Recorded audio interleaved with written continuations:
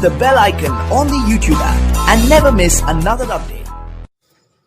जय श्री राधे राधे। प्रिय मित्रों, आप सभी का एस्ट्रोलॉजी दर्शन में बहुत बहुत स्वागत है।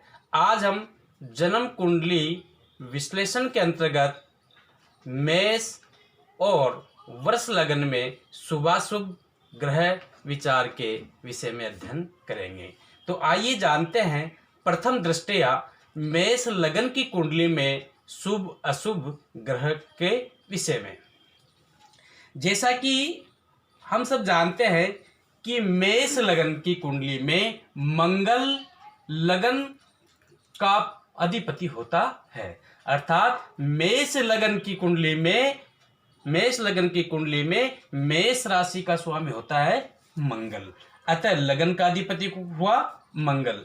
इसी के साथ मंगल लगन का और अष्टम भाव अर्थात वृश्चिक राशि का प्रथम भाव और अष्टम भाव का अधिपति होता है। अब जैसा कि हम जान चुके हैं कि यद्यपि मंगल लगन का अधिपति होने के कारण अति शुभ फलदाता बनेगा, किंतु साथ ही मंगल अष्टम भाव का अधिपति होने के कारण, पाप भाव का अधिपति होने के कारण पाप फलदाता भी बनेगा। अर्थात जब मेष लगन की कुंडली के जातक के जीवन में मंगल की अंतर्दशा या प्रत्यंतर दशा आती है, उस समय मंगल जातक के शरीर संबंधी, व्यक्तित्व संबंधी, चरित्र संबंधी अच्छे फलदाता बनेगा।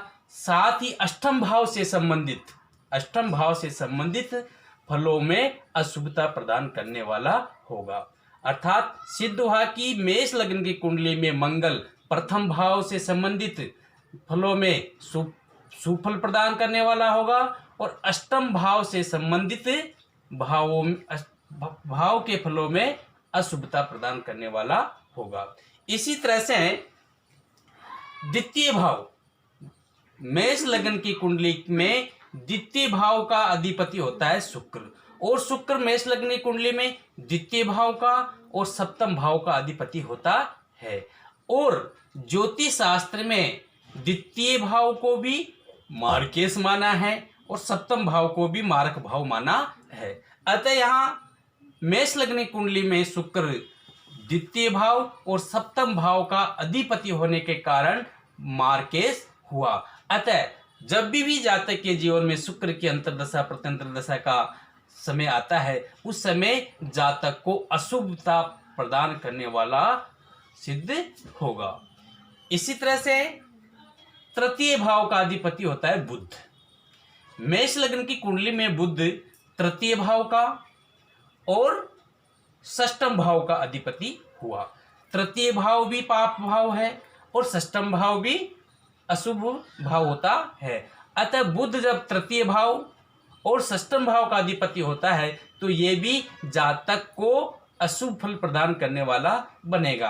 अर्थात मेष लगन की कुंडली में भी बुध अशुभ ग्रह सिद्ध होगा। इसी तरह से चतुर्थ भाव का अधिपति होता है चंद्रमा। मेष लगन की कुंडली में चतुर्थ भाव का अधिपति होता है चंद्रमा, और चंद्रमा चतुर्थ भाव को जन्म कुंडली में केंद्र की संज्ञा दी गई है। अतः चतुर्थ भाव का अधिपति होने के कारण चंद्रमा अपनी दशा अंतर्दशा में शुभ फल प्रदान करने वाला होगा। पंचम भाव में सूर्य पंचम भाव का अधिपति होने के कारण अति श्रेष्ठ फल देने वाला और कारक ग्रह बनेगा। शुक्र इसी तरह से मेष लगन की कुंडली में गुरु नवम भाव का अर्थात भाग्य भाव का स्वामी हुआ। अतः भाग्य भाव से संबंधित शुभ फल प्रदान करने वाला होगा। किंतु यहाँ मेष लगन की कुंडली में गुरु द्वादश भाव अर्थात व्यय भाव का भी अधिपति हुआ है।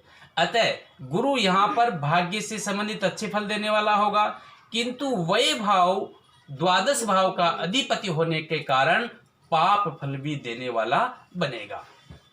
इसी तरह से शनि दसम भाव केंद्र का अधिपति है और एकादश भाव का भी अधिपति है। अर्थात दसम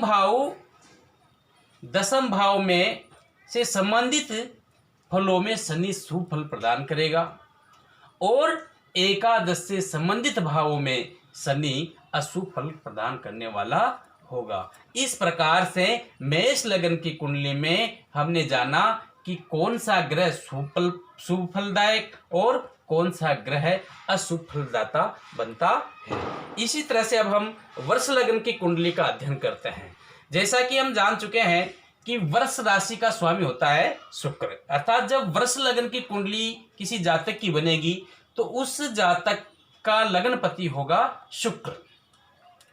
शुक्र वृष लग्न की कुंडली में लगन का अधिपति बनता है, साथ ही षष्ठम भाव का भी अधिपति बनेगा।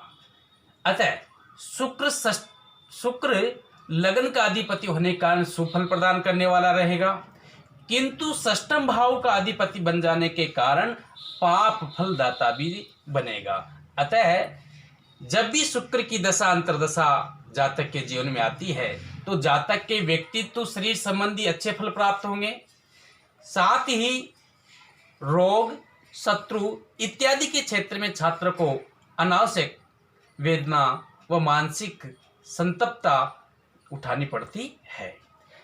इसी प्रकार से द्वितीय भाव का अधिपति होता है वर्ष कुंडली में बुध द्वितीय भाव अर्थात द्वितीय भाव का और पंचम भाव का अधिपति हुआ। अतः यहाँ बुध द्वितीय भाव का अधिपति होने के कारण मार्केश होगा, किंतु पंचम भाव का अधिपति होने के कारण सुफल प्रदाता भी बनेगा। इस प्रकार से बुध सहचर्य अर्थात दूसरे ग्रह के साथ का फल देने वाला रहेगा।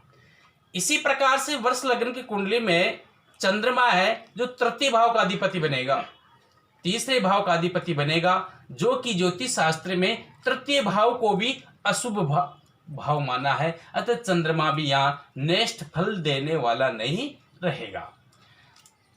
चतुर्थ भाव का स्वामी बनेगा सूर्य। चतुर्थ भाव जो शुक्र का भाव है उसका अधिपति बनता है सूर्य, और सूर्य यहाँ पर कारक ग्रह बनेगा। वर्ष लगन की कुंडली में सूर्य कारक ग्रह बनता है। इसी तरह से मंगल वर्ष लगन की कुंडली में अष्टम भाव का और द्वादश भाव का अधिपति बनता है। यहाँ मंगल अष्टम भाव, सप्तम भाव और द्वादश भाव सबका अधिपति होने के कारण मंगल यहाँ मार्केश भी बनेगा। इसलिए मंगल भी वृष लगन की कुंडली में अशुभ फल देने वाला ही सिद्ध होता है। इसी तरह से गुरु वृष लगन की कुंडली में अष्टम भाव का अधिपति हुआ और एकादश भाव लाभ भाव का अधिपति हुआ। अतः अष्टम भाव को और एकादश भाव को भी अशुभ भाव माना गया है। इसलिए गुरु वृष लगन की कुंडली में अशुभ फल देने वाला ही बनेगा। शनि भाग्य भाव का अधिपति और दसम भाव अर्थात कर्म भाव का अधिपति हुआ। इसलिए वृष लगन की कुंडली में शनि बहुत ही योग कारक ग्रह बनेगा, अर्थात अति श्रेष्ठ व योग कारक होने के साथ साथ राज कारक ग्रह भी शनि बनता है। इस प्रकार आज के जन्म कुंडली विश्लेषण के अंतर्गत हमने जाना कि मेष लगन की कुंडली में और वृष लगन की कुंडली में कौन कौन से ग्रह सुफलदाता और कौन से ग्रह अशुभ फलदाता होते हैं। आज की परिचर्चा में इतना ही। जय श्री राधे राधे।